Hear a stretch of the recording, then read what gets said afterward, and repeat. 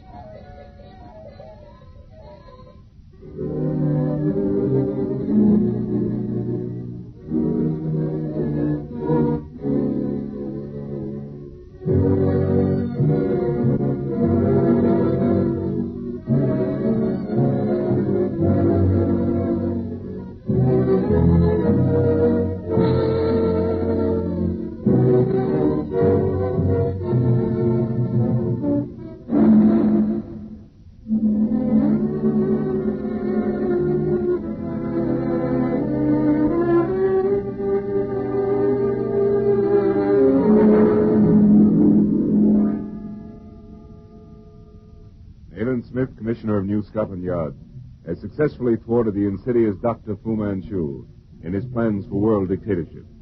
By a clever ruse, Smith, accompanied by his friend Dr. Petrie, ascertains the location of the headquarters of the Sea Fund, an organization headed by the brilliant Oriental scientist.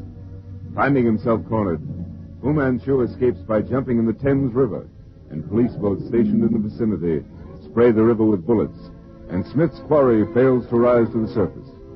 Shortly after, Dr. Petrie joins his wife Karame at their home in Cairo, where he resumes his research on tropical diseases. Several months pass. Then, one hot afternoon, as Dr. Petrie is hard at work in his laboratory. 6 fluid ounces. 2 grains. Yes, that's it, all right.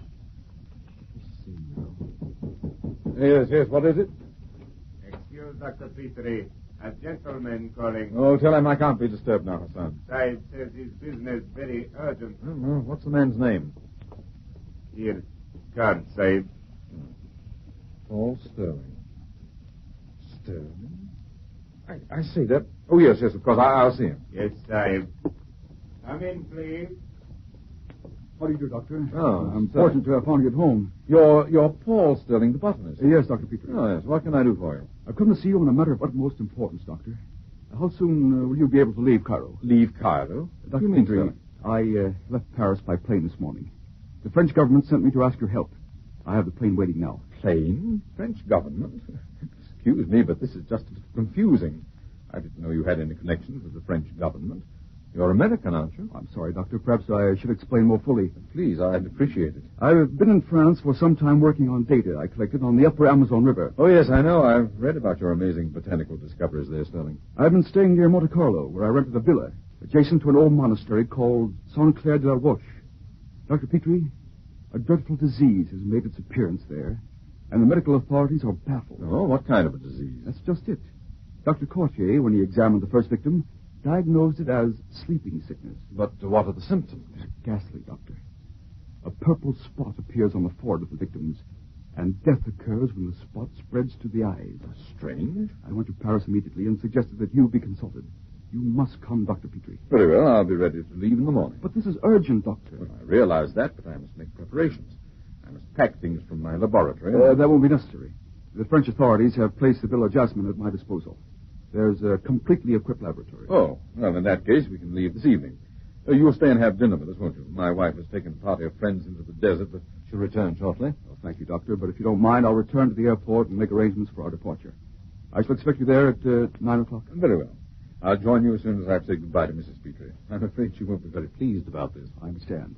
I'll see you at the airport then. Yes, Sterling, just as soon as I can make it. I only hope you'll be able to take the purple shadow.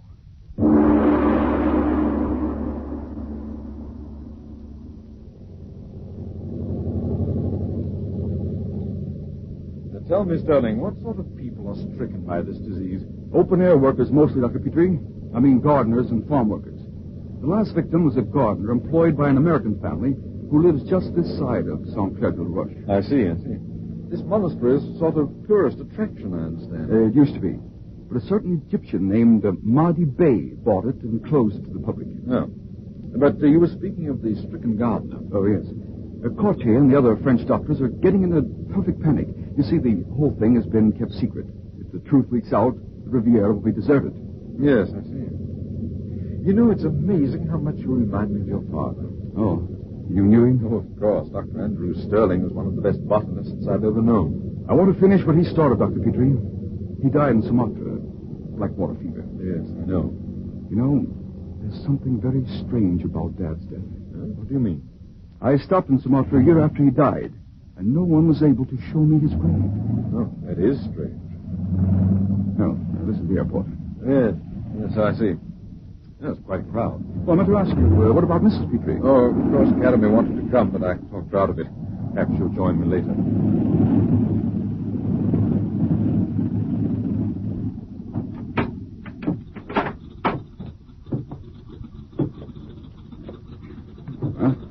Here we are. Oh, Dr. Cartier, this is Dr. Petrie. How do you do? Well, Dr. Cartier? This is terrible, Mr. Sterling. 5 new cases since you left. What are they, Doctor? 4 have died, Dr. Petrie. The 5th was still living when I left the hospital. Take me there immediately, Dr. Cartier. Certainly, Dr. Petrie. My car is waiting. Heaven help you to succeed where we have failed. Good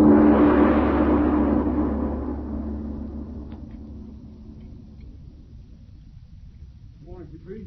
You rest well? Good morning, Sterling. Frankly, I didn't. I've been here over a week, and I've made precious little progress. Another patient died last night. You know, Petrie, it's strange. Look at all this beauty around us. Palm trees, the sea. It's all so peaceful, and yet there's this terrifying menace. If only I were able to find out what causes that peculiar swelling under the armpits of the victims. It's almost as... What are you staring at, Sterling? You've been looking through those binoculars every morning. I wonder who she is, Petrie. Who? What are you talking about? There's a girl on the beach down there. Well, why don't you go and see? That's just it. That's the private beach of Saint Clair de la Roche, and is closed to the public. Oh, well, here, have your breakfast. I've sent Jean for some more coffee. Ah, here he is. What's the matter with him? He's... John! John! Sterling! Wait. Quick! Help me lift him onto this bench. Come on. All right. Here we are. Easy with him. There. Now, let's see. Petrie, look. He's spotted. The purple shadow.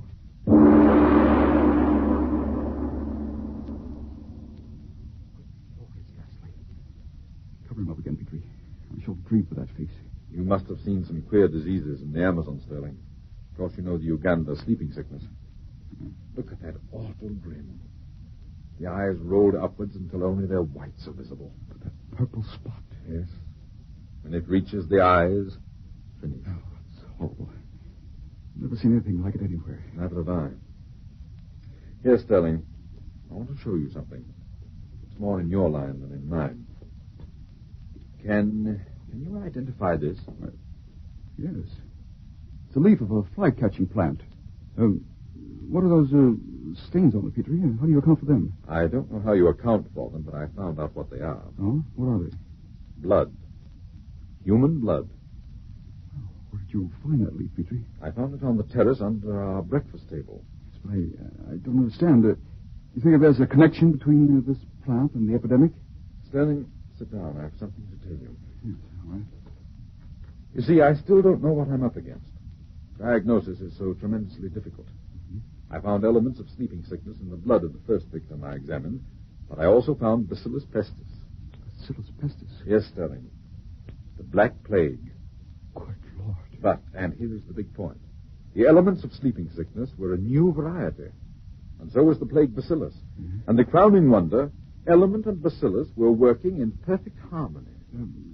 You're swamping me, Petrie, but I have a hazy idea that there's something tremendous behind all this. Tremendous? Something awful. Nature is upsetting her own laws as we know them. Yes, of course. And now, this very queer letter from Nayland Smith. I've been thinking about it ever since. Oh, this is rather outside his province, isn't it? You haven't met him. I think you will. Nayland Smith has one of the few first-class brains in Europe, and nothing is outside it. Listen, Sterling. What is it? I heard footsteps. My nerves, no doubt. Look here, Petrie, you're overdoing it. Give the thing a rest and... Huh? Good Lord. You're ill. Yes. In that cabinet. Open it. Right, yes. Here? Yes, that hypodermic. Quick. Here, in the arm. There. I called this 654, Sterling. I haven't dared try it on anyone else. But even if nature has turned topsy-turvy, I believe this might set her right again. Strictly speaking, you ought to be in bed, old man. Your life is valuable. Never mind, Sterling. My life's my own, and while it lasts, I have work to do. I know, but... There can be no buts. I've got to solve this mystery. I've just got to. All right, but you're not going to work all night again. Come on, let's turn in. It's late. I can't understand it, Sterling. Jean was stricken this morning, and inside of 2 hours he was dead. Do you realize what that means? Come, Petrie, there's time enough to tell me in the morning. Something's happened, Sterling. Something new, horrible, and What was that? Good heavens. It can't be possible. It came from the direction of the Saint Clair de Roche. Sterling, did you ever see this man called Marty Bay? No, I never did. He lives in great seclusion. His servants, what are they like? He must have servants. Yes, of course he has. You're feverish, Petrie. You must go to bed. Feverish, perhaps I am, but... There it is again. Yes. Did you ever hear that cry before? No. Well, I did. Sterling, I'm beginning to understand. I think I know what is the cause of this epidemic. But what's it got to do with Saint Clair La Roche and those calls we heard? Do you know whom I think is hiding behind the name Marty Bay, Sterling? What do you mean, Petrie? A man whom I believe to be dead. A man who is apparently eternal. Dr. Fu Manchu.